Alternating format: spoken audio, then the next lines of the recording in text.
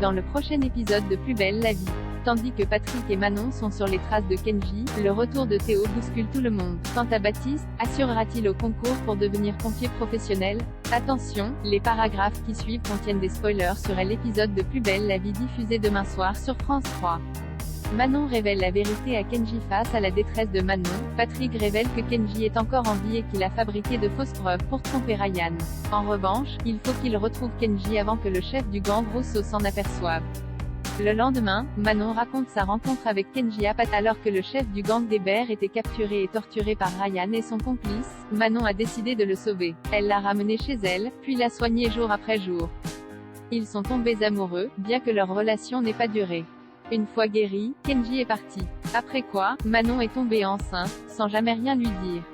Patrick lui demande de le faire maintenant. Pendant ce temps, Jean-Paul fait le point sur la situation avec Rebelle.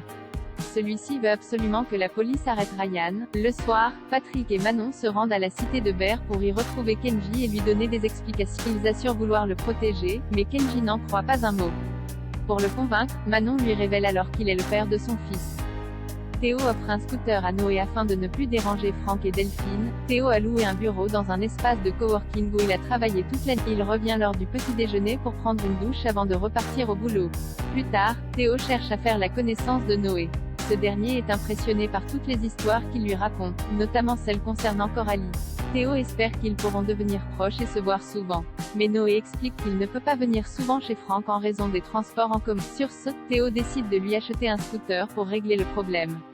Mais quand Blanche et Franck s'en aperçoivent, Noé s'en retrouve aussitôt privé. Alors que Théo annonce à sa mère qu'il s'est réconcilié avec Coralie, Franck les rejoint pour lui rendre l'argent du scooter. Le soir, Franck et Delphine se disputent autour des valeurs de l'argent et du travail. Premier jour de concours pour Baptiste. Le jour de son concours, malgré le soutien de ses proches, Baptiste se sent stressé. Après les épreuves écrites, il retrouve Justine dans le couloir.